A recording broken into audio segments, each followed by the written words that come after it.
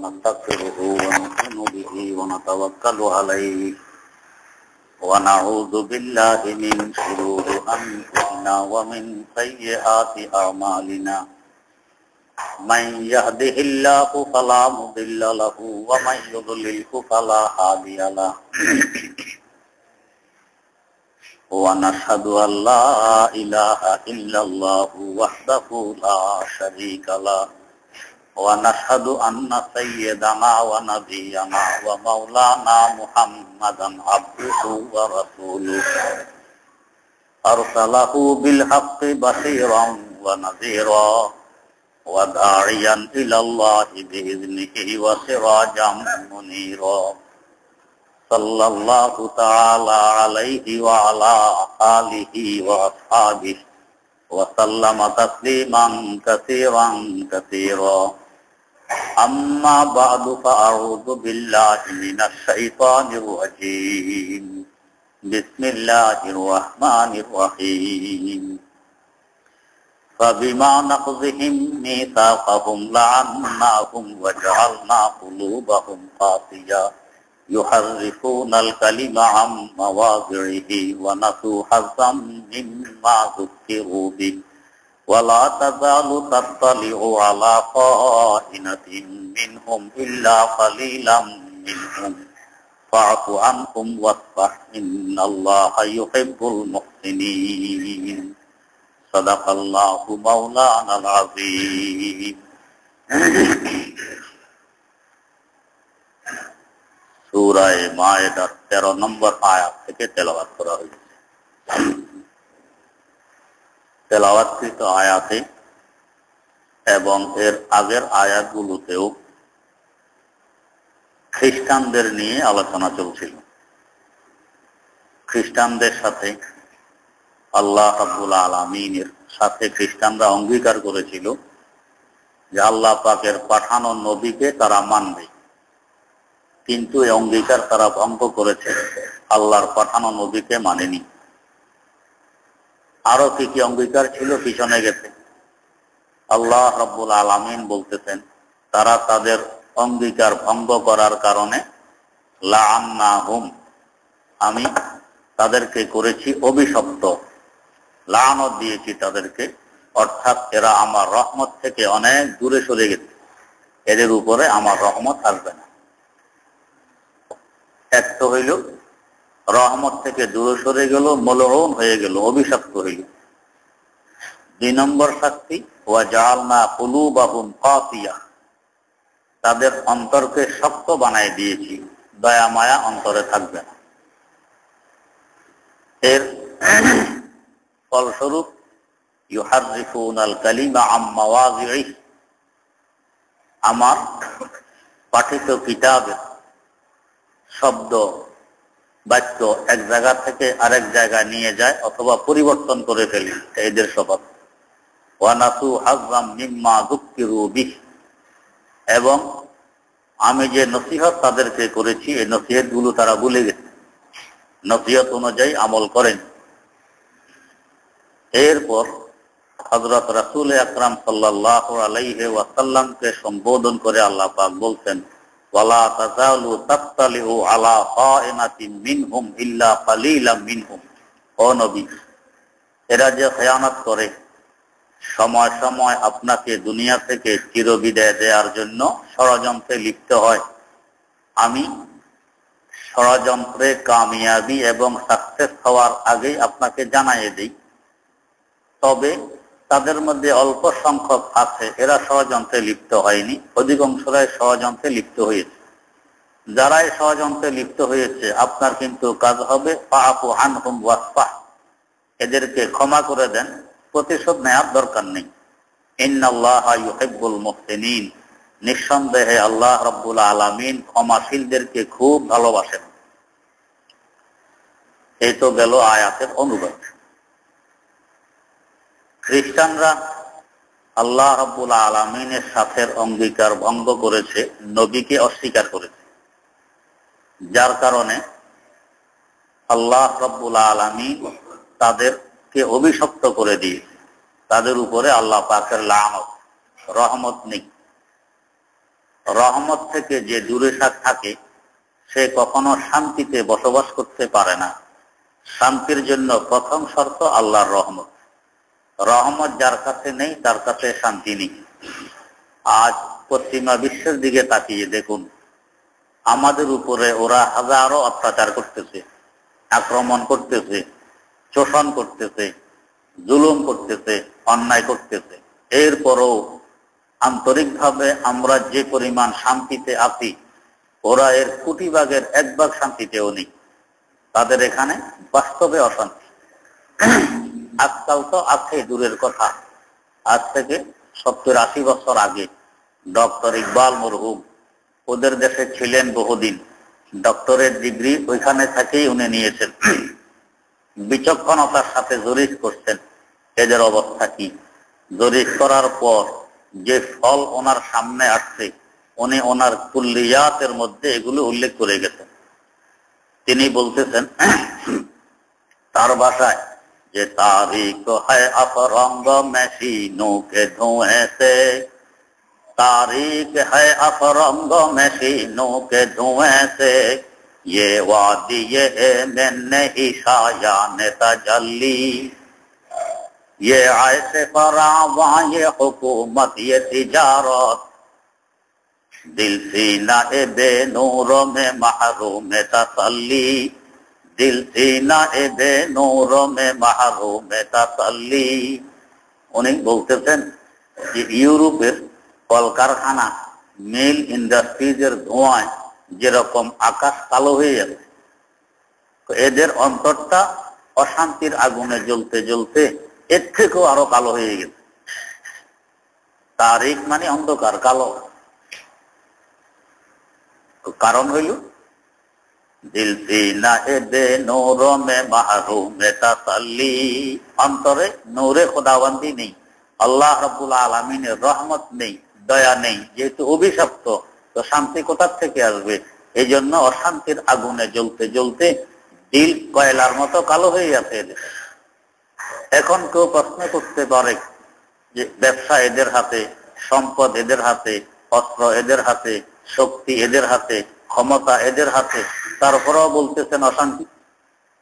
প্রশ্নের জবাব দিতেছেন উনি একটু এগিয়ে এসে বলতেছেন ये ऐसे फरावां ये हुकूमत ये तिजारत, ये ऐसे फरावां ये हुकूमत ये तिजारत, दिल सीना ए बेनूरों में महरूम तसल्ली, ये वादी ए में नहीं सायान तजल्ली, ये वादी ए में नहीं सायान तजल्ली। तो সব আছে, ব্যবসা আছে, সম্পদ আছে, শক্তি আছে, অস্ত্র আছে, কিন্তু অন্তরে যে নূর নেই, আল্লাহ রাব্বুল আলামিনের রহমত নেই, এই জন্য অশান্তি হবে। যেগুলো দিয়ে প্রশ্ন করা হয়েছে এগুলো সব শান্তির উপকরণ, এগুলো শান্তি নয়। অশান্তির আগুনে তারা জ্বলতেছে। 70-80 বছর আগে যদি এই অবস্থা হয়, এখন কি অবস্থা? শান্তি নেই। আল্লাহ ওয়াজআলনা কুলুবাহুম কাসিয়া, আরেক শাস্তি হইলে অন্তরকে শক্ত বানাই দিয়েছি। কি পরিমাণ শক্ত? অন্তর কার ব্যাপারে বেশি নরম হয়?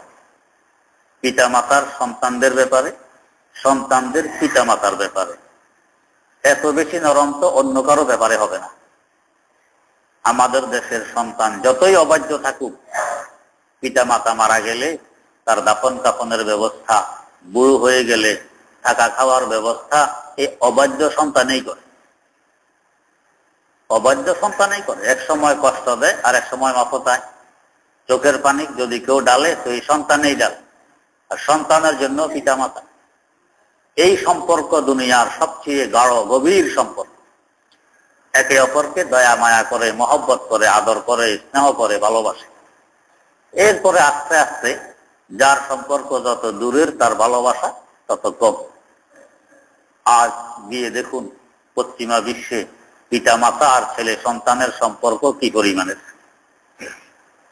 ছেলে সন্তান বালেগ হয়ে গেছে, প্রাপ্ত বয়স্কের হয়ে গেছে, এখন তার নিজের চিন্তা নিজের। পিতা মাতার কি অবস্থা এই চিন্তা ফিকির যে তার দায়িত্ব কর্তব্য ধারে কাছেও নেই। এখন সে তার গার্লফ্রেন্ডকে নিয়ে ঘুরতেছে, আয়েশ করতেছে, তামাশা করতেছে, উল্লাস করতেছে, পিতা মাতার কি অবস্থা খোঁজ খবর নেই। তাই দেখা গেছে এরা কারোর সাথে ফোনে কথা কওয়ার সুযোগ পেলে ঘন্টাকে ঘন্টা কথা করতে থাকে, ছাড়তে চায় না। কেন? কথা কওয়ার মতো ছেলে সন্তান তার কাছে তো নাই, কার সাথে কথা বলবে? এখন ঘরে পড়ে মরতেছে অসহায় অবস্থায়, যার কারণে সরকার বাধ্য হয়ে, আমি বলি যে এই বুড়া বুড়ির ফার্ম খুলছে ইউরোপে, আমেরিকায় বুড়া বুড়ির ফার্ম, যেরকম মুরগির ফার্ম আছে, গরু ছাগলের ফার্ম আছে, আমাদের দেশে এরা এক জায়গায় থাকে, খায়, এখানেই পায়খানা পেশাব, এখানেই খাওয়া দাওয়া, অন্যদিকে যাওয়ার কোনো সুযোগ নেই, নড়া চড়ার সুযোগ নেই, এক জায়গায় সবসময়। এক জায়গায় থাকতে থাকতে মাশাআল্লাহ অভ্যাস এমন হয়েছে, আপনি যদি এই মুরগির ফার্মে আগুন লাগাইয়ে দেন, আগুন দেখবেন ফার্মের মুরগি জ্বলে যেতেছে, শোয়ার থেকে উঠবে না, এই পরিমাণ অলস হয়েছে। এখানেই থাকে, খাঁচা থেকে বাইর করেন তারপরও বাঁচবে না, জানেই না বাঁচবে, এই অবস্থা হয়েছে। তো ওইখানে বুড়া বুড়ি একা একই ঘরে পড়ে মরবে, পৌঁছবে, দাফন কে করবে? ছেলে সন্তান তো খবর নেয় না। তো সরকার বাধ্য হয়ে ফার্ম খুলতে, সেখানে এদেরকে রাখে। সরকারি কর্মচারী আছে, এরা নির্দিষ্ট সময়ে এদেরকে খাওয়া দাওয়া করায়, গোসল করায়, পায়খানা পেশাব করায়। যতই সরকারি চাকরিজীবীরা এদের খেদমত করুক না কেন, আপন সন্তানের মতো কোনোদিন হবে? কোনোদিন হবে না, কোনোদিন হবে না। আহা, কি কষ্টের জীবন! কারণ ওই যে অন্তরশক্ত মা বাবার জন্য সন্তানের দর্দ নেই, মহব্বত নেই, ভালোবাসা নেই। আর মা বাবারও সন্তানের জন্য এত দর্দ মহব্বত নেই। এই জন্য আমাদের দেশে তো বালেগ হওয়ার পরেও, প্রাপ্ত বয়স্ক হওয়ার পরেও পিতা মাতা খোঁজ খবর রাখেন, আমার সন্তান কি করে, কোথায় যায়। যারা সচেতন, যারা যোগ্য পিতা মাতা, এরা সন্তানের খবর মওত পর্যন্ত নিতে থাকে।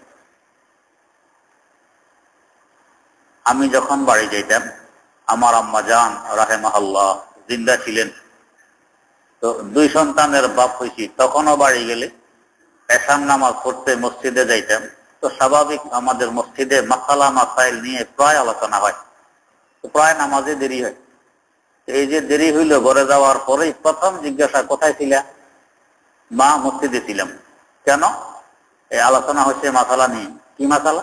অমুক মাসালা। কে কে ছিল? এই সব খোঁজ খবর নিয়ে মাকে দিতে হয়েছে। কোথায় গেছি, কোথায় আছি, সব খবর রাখতেন। একটু দেরি হয়েছে, এই কোথায় গেছে, গ্যারেস্ট আছে মা বাবা। কেন? যে আমার সন্তান আদর আছে, মহব্বত আছে, যাতে বেলাইনে যাইতে না পারে, এই খোঁজ খবর নিতে।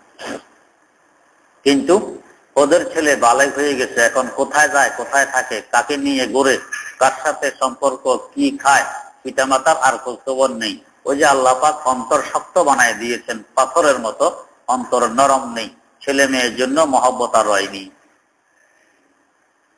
এই আসর, এই অভিশাপ আল্লাহ মাফ করুক, আমাদের দেশও আসতেছে আস্তে আস্তে। আমাদেরও ছেলে মেয়েরা কোথায় থাকে, কার সাথে ঘুরে, কোথায় যায়, পিতা মাতা খোঁজ খবর রাখে না।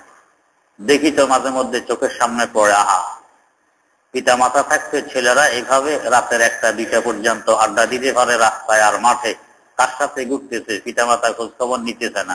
বরং অনেকে এটাকে গৌরব মনে করে, অনেকে গৌরব মনে করে, ছেলে পুরা রাত্র ঘরে আসলো না। আমাদের তো কল্পনা হয়নি যে রাত্রে ঘরে থাকবো না, অন্য কোথাও থাকবো, কল্পনা হয়নি। কিন্তু এখন ছেলেরা ঘরে আসতেছে না, কোথায় যেতেছে, পিকনিকে যাইতেছে, কাকে নিয়ে যাইতেছে, কি করতেছে এখানে, এগুলো পিতা মাতা ফখর মনে করে, গৌরব মনে করে। কিন্তু এগুলো মাওলার অভিশাপ। খ্রিস্টানদের থেকে এই সমস্ত রীতিনীতি আমাদের কাছে আসছে অভিশাপ হিসাবে। আল্লাহ রাব্বুল আলামিন বলতেছেন, ওয়াজালনা কুলুবাহুম কাসিয়া, আমার অভিশাপ তাদের উপর আসার কারণে তাদের অন্তরও শক্ত হয়ে গেছে। পিতা মাতাও ছেলে সন্তানের প্রতি ওই দয়া মায়া করে না যেরকম করা দরকার। ছেলে সন্তানেরও অন্তর আর কলব, দিল শক্ত হয়ে গেছে। পিতা মাতার যে পরিমাণ খোঁজ খবর নেওয়া দরকার, এই পরিমাণ খোঁজ খবর এরাও নেয় না, দিল শক্ত। এটা আল্লাহ পাকের অভিশাপ।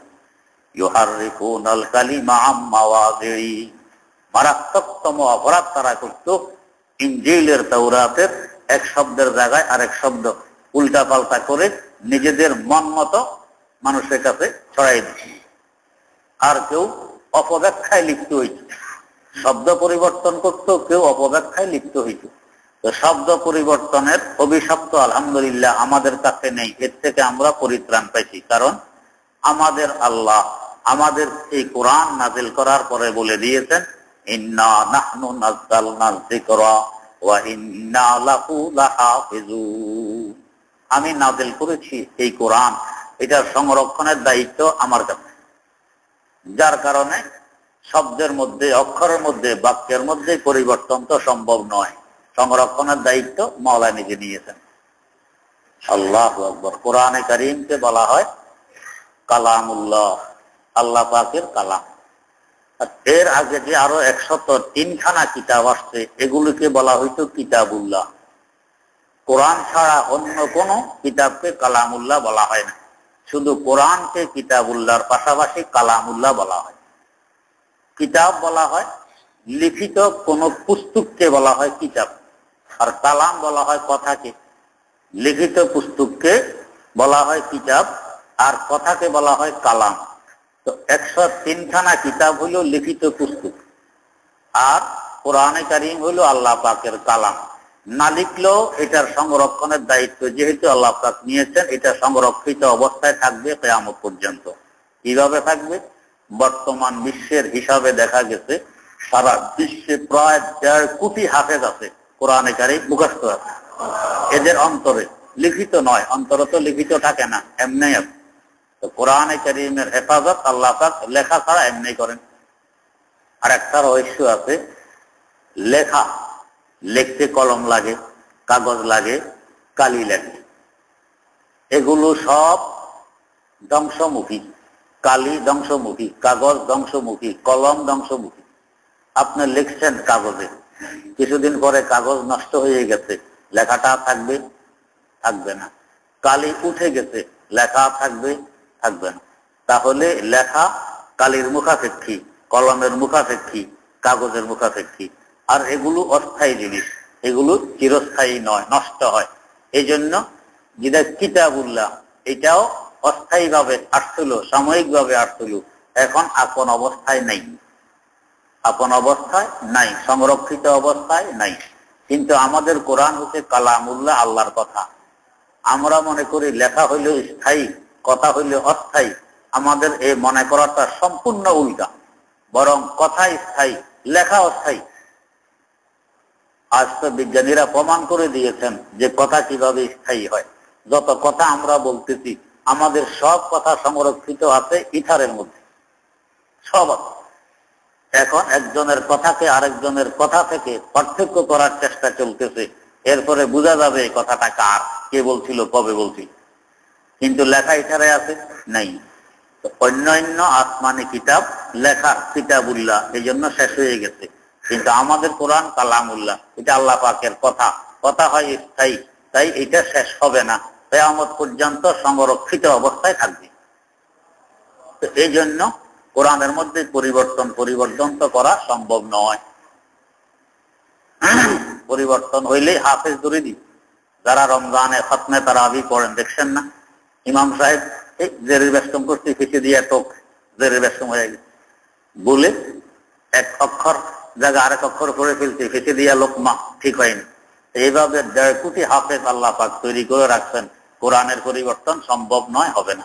কিন্তু ওদের যেহেতু কিতাবুল্লাহ, কালামুল্লাহ নয়, এই জন্য সুযোগ পেয়েছে, এরা পরিবর্তন করছে। এক আয়াতের জায়গায় আরেক আয়াত, এক শব্দের জায়গায় আরেক শব্দ, এইভাবে পরিবর্তন করছে। ইউহাররিফুনাল কালিমা আম মাওয়াযিহি। এই পরিবর্তন আমাদের কালামে সম্ভব নয়, কিন্তু আরেকটা করার চেষ্টা আমরা করছি, সেটা হইল তাহরিফে মানা, তার অর্থ, ব্যাখ্যা, বিশ্লেষণ এবং তাফসীর, এটাকে পরিবর্তনের চেষ্টা করছি। কিন্তু এই চেষ্টাও ব্যর্থ, কামিয়াব হয়নি, হবেও না। কারণ কালামুল্লাহ শুধু এই শব্দের নাম নয়, শব্দের সাথে তার অনুবাদ এবং তার ব্যাখ্যাকেও কালামুল্লাহ বলা হয়। আল্লাহ পাক ওইটাকেও সংরক্ষণ করছেন। এই জন্য এই অর্থকে বিগড়ে বয়ান করবে। দেখেন না আজকাল বিশেষ করে রেডিও টেলিভিশনে কিছু মাসাইল তাফসীর পেশ করে, কিছু উল্টা পাল্টা অনেক করে, কিন্তু করলে কি হবে? আল্লাহ রাব্বুল আলামিন অসংখ্য হক্কানি আলেম ওলামা যারা কোরআন থেকে বুঝে, হাওলাত করে বুঝে যে এমন নয় যে অনুবাদ দেখে দেখে মুফাসসির হয়ে গেছে, তাফসীর করে, এরকম নয়। সরাসরি কোরআন থেকে বুঝে এরকম লক্ষ লক্ষ ওলামা এখনো দুনিয়াতে আল্লাহ পাক রাখছেন। এদের কারণে কোরআনের ব্যাখ্যা বিশ্লেষণের মধ্যে পরিবর্তন ঘটাবে এটা সম্ভব নয়। ওলামায়ে কেরাম ধরে দিবেন যে এই ব্যাখ্যা সঠিক নয়। ইউহাররিফুনাল কালিমা আম মাওয়াযিহি, তো ব্যাখ্যা বিশ্লেষণের মধ্যে পরিবর্তন করা এটা খ্রিস্টানদের স্বভাব ছিল। ওই স্বভাব কিছু কিছু আমাদের মধ্যে বিস্তার লাভ করছে, যদিও এরা ব্যর্থ। এই উল্টা পাল্টা ব্যাখ্যা বিশ্লেষণ চলবে না, এটা শেষ হয়ে যাবে। ওয়ানাসু হাযাম মিম্মা যুকিরু বি, আল্লাহ রাব্বুল আলামিন যে ওয়াজ নসিহত করেছেন তাদেরকে পয়গম্বরের মাধ্যমে, ওয়াজ নসিহত ভুলে গেছেন। আমরাও এরকম কিছু কিছু আছে ওয়াজ নসিহত ভুলে যাই, এটাকে দাম দেই না, মনে করে মৌলবীর কথা। এই কোরআন হাদিস এগুলো মৌলবীর কথা নয়, আল্লাহ রাব্বুল আলামিনের পক্ষ থেকে এসেছে। মৌলবীর বাসের ক্ষমতা নেই যে শরীয়তের মধ্যে একটু বাড়াবে কিংবা কমাবে, মৌলবীর বাসের ক্ষমতা নেই। আল্লাহ রাব্বুল আলামিনের পক্ষ থেকে যেভাবে এসেছে এইভাবেই থাকবে। কিন্তু আল্লাহ পাক এখন আর পয়গম্বর পাঠাবেন না, তাদের ওয়ারিস পাঠাবেন, এরা উলামায়ে কেরাম। তো পয়গম্বরের ওয়াজ নসিহত যেরকম বুলার মতো নয়, সংরক্ষণ করার মতো, ওই অনুপাতে আমল করার মতো। তাদের ওয়ারিসদের ওয়াজ নসিহত বুলার নয়, সংরক্ষণ করার মতো, তদ অনুযায়ী আমল করার মতো। যদি এখানে ওয়াজ নসিহত ছেড়ে দিই, দেখবেন এরকম বহু মানুষ আছে জিন্দেগিতে কোনোদিন ওয়াজ মাহফিলে যাওয়া ভাগ্যে জুটি। আমি একদিন একজনকে নিয়ে গেছি ওয়াজ মাহফিলে, আমি জানতাম না যে উনি এর আগে কোনোদিন ওয়াজ মাহফিলে যাননি। এরপরে কয়, হুজুর জীবনে আজকে ওয়াজ মাহফিলে আসছি, আর তো কোনোদিন আসিনি। এরকম যে ওয়াজ হয় আমাদের দেশে এটাও জানতাম না। ওয়াজ করে বিভিন্ন জায়গায়, কিছু একটা করে, কিভাবে হয় কি হয় এটা জানতাম না, আসতাম না কখনো। এ আজকে না আসি বুঝি, আহারে কত দরকারি জিনিস, আগে তো কোনোদিন বুঝিয়ে। এরকম বহু আছে, এরা জিন্দেগিতে ওয়াজ মাহফিলে যায়নি। আর হাজার হাজার মানুষ আছে ওয়াজ মাহফিলে গিয়ে জীবনের পরিবর্তন ঘটাইছেন, কোথা থেকে কোথায় চলে গেছে, আল্লাহ রাব্বুল আলামিনের মেহেরবানি। আল্লাহ, তাই ওয়াজ নসিহত শুনতে হয়। আমাদের দেশে এই সিস্টেম আছে ওয়াজ মাহফিল, ভারতে আছে, পাকিস্তানে আছে, কিন্তু আমাদের দেশে বেশি, ভারত পাকিস্তানও এত বেশি নেই। যার কারণে আলহামদুলিল্লাহ দিন আমাদের দেশে বেশি। আমাদের দেশে মানুষকে যত দিনদার পাইবেন, অন্য দেশে এত দিনদার পাইবেন না। অন্য দেশে ওয়াজ মাহফিলের সিস্টেম নেই। হযরতে আম্বিয়ায়ে কেরাম আলাইহিমুস সালাতু ওয়াস সালাম দ্বীনের দাওয়াত ওয়াজ নসিহতের মাধ্যমে দিতেন। ওই সিস্টেম, ওই সুন্নত আমাদের দেশে জিন্দা আছে। এই জন্য আমাদের দেশের মানুষ বেশি বেশি সুন্নতের পাবন্দি করে, দিনদারি এদের মধ্যে বেশি, খোদার ভয়ভীতি বেশি, আখিরাতের চিন্তা বেশি। অন্য দেশে সিস্টেম নেই, যার কারণে দিনদারিও এই পরিমাণের নেই। তাই আল্লাহ পাক বলতেছেন, ওয়ানাসু হাযাম মিম্মা যুকিরু বি, তাদেরকে যে ওয়াজ করা হয় এরা ওয়াজ ভুলে যায়, অথবা ওয়াজ করেই না, করার সুযোগে দেয়। আল্লাহ মাফ করুক, আমাদের দেশও আস্তে আস্তে বিদেশের মতো শুরু হয়েছে। এক সময় ছিল ওয়াজ নসিহত, যেখানে যে মাহফিল করতে চাইতো মাহফিল করতে পারতো, কিন্তু কয়েক বছর থেকে শুরু হয়েছে এভাবে পারবে না, অনুমতি আনতে হবে সরকার থেকে, অনুমতি আনতে হবে।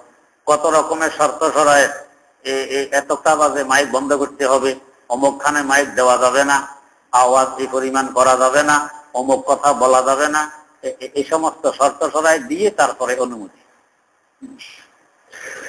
এখন বিভিন্ন জায়গায় ওয়াজ হলো, নিষেধাজ্ঞা আরোপ করে, পরীক্ষা চলতেছে, এসএসসি পরীক্ষা চলতেছে, ওয়াজ মাহফিল করা যাবে। আহা, খেলার কারণে পরীক্ষার তারিখ পিছিয়ে দিয়েছে, খেলার কারণে পরীক্ষার তারিখ পিছিয়েছে, এটা কোনো সমস্যা নাই। আর ওয়াজ নসিহতের কারণে তারিখ পিছানো যাবে না, পরীক্ষা তো হবে, ওয়াজ করা যাবে। আমরা মুসলমান, আন্দাজা করুন কিরকম পাক্কা মুসলমান।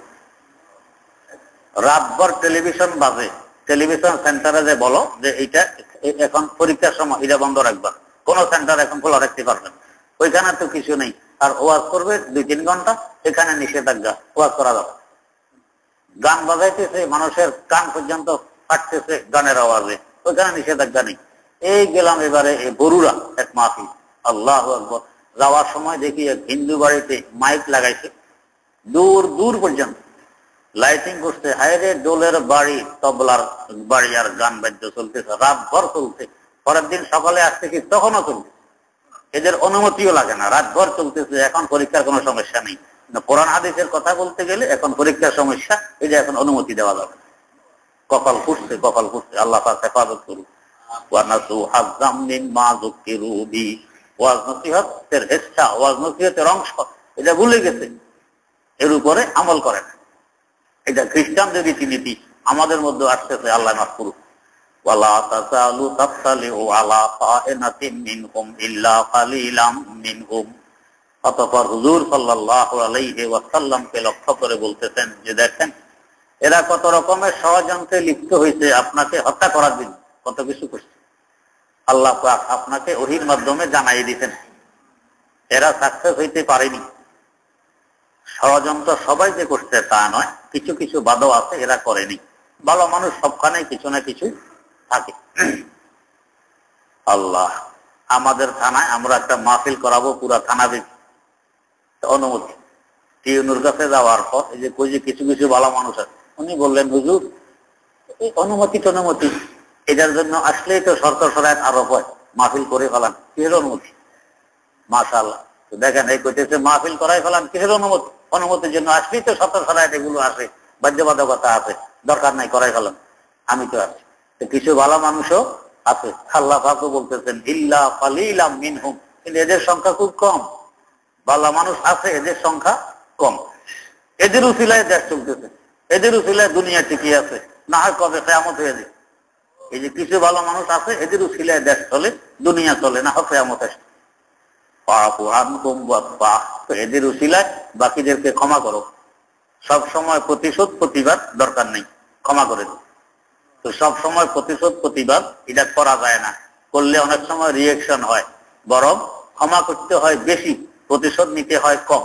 আর মোটেও যদি প্রতিশোধ না নেওয়া হয়, মোটেও যদি প্রতিবাদ না জানানো হয়, তো জালেমদের সাহস বাড়ে, এরা জুলুম আরো বেশি করে, এরা জুলুম আরো বেশি করে। তো এই জন্য জালেমের যাতে সাহস বাড়তে না পারে, জুলুম যাতে অধিক পরিমাণে না করে, প্রতিশোধও মাঝে মধ্যে নিতে হয়, প্রতিবাদও মাঝে মধ্যে জানাতে হয়। এটাই হযরতে সাহাবায়ে কেরাম রাদিয়াল্লাহু তাআলা আনহুমের মূল গুণ ছিল। ওনাদের অবস্থা ছিল যাহা কর দিয়ে গরম গরম কিয়ে वो, जहां कर दिए गरम गरम किए वो, जहां कर दिए नरम नरम किए वो, जहां कर दिए नरम नरम किए वो। যেখানে নরম হওয়ার দরকার সেখানে মোমের মতো নরম, যেখানে গরম হওয়ার দরকার আগুনের মতো গরম। এরকম আমাদেরও হওয়া লাগবে। সব সময় যে মজলুম অবস্থায় থাকবো, নিপীড়িত আর অত্যাচারিত হয়ে থাকবো, ইসলাম এটাকে পছন্দ করে না। প্রতিশোধ প্রতিবাদও করা লাগে, তবে মাপ বেশি প্রতিশোধ কম, মাপ বেশি প্রতিবাদ কম, এটা হলো ইসলামের নিয়ম। তাই আল্লাহ পাক বলছেন ফাআফু আনহুম ওয়াসফা, যারা ষড়যন্ত্রে লিপ্ত হয়েছে আপনি ক্ষমার দৃষ্টিতে দেখুন, মাফ করে দেন। প্রতিশোধ প্রতিবাদ সব সময় করা লাগবে না। ইন্নাল্লাহা ইউহিব্বুল মুহসিনিন, আল্লাহ রাব্বুল আলামিন ক্ষমাশীলদেরকে খুব বেশি ভালোবাসেন। যারা ক্ষমা করে এদেরকে খুব বেশি ভালোবাসেন। শক্তি আছে, চাইলে আপনি প্রতিশোধ নিতে পারেন, ক্ষমা করছেন, এতে আপনার দাম বাড়বে এবং এরও অন্তরে ধাক্কা লাগবে যে কি পরিমাণ জুলুম করলাম, তাকে কত কষ্ট দিলাম, কিন্তু সে তো আমাকে ক্ষমা করছে। এটার দ্বারা আপনার দুশমন দোস্ত হয়ে যাবে। হযরত নিজামউদ্দিন আউলিয়া রাহমাতুল্লাহ যেই পথে আসা যাওয়া করতেন, এক লোক দুশ্মনী করে সেই পথে কাঁটা বিছায়, কাঁটা, যাতে হুজুর কষ্ট পায়। তো আসতে যাইতে হুজুরের পায়ে কাঁটা বিধে। হুজুর ভাবতেন লাকড়ি লুকড়ি নেওয়ার সময় কাঁটা বোঝা এমনি পড়ে থাকে। একদিন এক লোক এসে বলতেছে হুজুর কাঁটা এমনি পড়ে না, অমুক ব্যক্তি শত্রুতানি করে আপনার রাস্তায় কাঁটা বিছায়। হুজুর দুই কাজ করছেন এই সংবাদ শোনার পরে। এক কাজটা করছেন, প্রথমে আল্লাহ রাব্বুল আলামিনের দিকে মোতাবাজ্জি হয়েছেন, দোয়া আরম্ভ করছেন। কি দোয়া? হারকে মারা রাঞ্জো দারাদ রাহাতা সবে সে ইয়ারো বাদ, হারকে মারা ইয়ারো নাবুয়াদ ইজাদুরা ইয়ারো বাদ। আল্লাহ যে আমাকে কষ্ট দেয়, আল্লাহ তুমি তাকে বেশি সুখ দাও। যে আমাকে কষ্ট দেয় তুমি তাকে আরাম দাও।